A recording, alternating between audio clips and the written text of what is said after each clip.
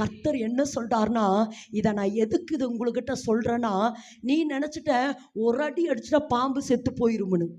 நான் ஏற்கனவே திரும்ப திரும்ப சொல்கிறேன், ஒரு அடி அடித்தா இல்லை மகளே, அடிச்சுட்டே இரு. சொல்லுங்க, அடிச்சுட்டே இரு. நான் அடிக்கிறேங்க, சாக மாட்டேன், பரவாயில்ல அடி.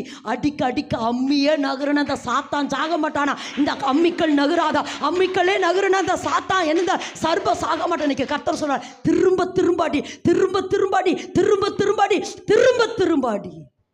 இது குட்டி தானே, விட்டுறாத மகளே, இது குட்டி தானே, இது குஞ்சு தானே, அப்படின்னால எதையுமே விட்டுறாதம்மா, அடிச்சுட்டேரு. சாத்தானுடைய எந்த கிரியைகளும் என் வீட்டுக்குள்ள செயல்படக்கூடாது. என் தகப்பன் வழியில, தாய் வழியில வருகிற அமலேக்கினுடைய பெலிஸ்தனுடைய எந்த கிரியைகளும் என் வீட்டுக்குள்ள இருக்கவே கூடாது. அவனை அழிக்க தேசத்துக்குள்ள போறதுக்கு முன்னாடி முதல்ல யாரு?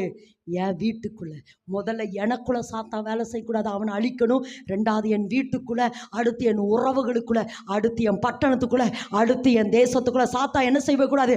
ஆமா வேலை செய்யக்கூடாது. அவனுடைய வல்லமைகளை முழுக்க அழிக்க. ஆமேன் என்று சொல்லாமா?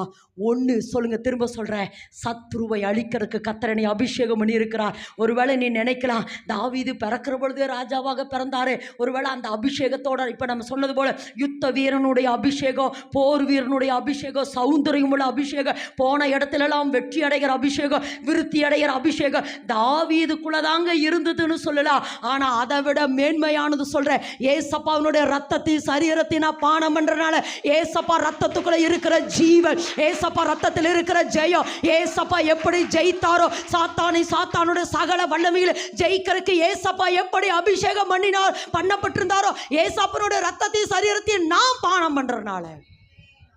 ஆமென் என்று சொல்லலாமா? ஆமென் என்று சொல்லலாமா? ஆமென் என்று சொல்லாமா?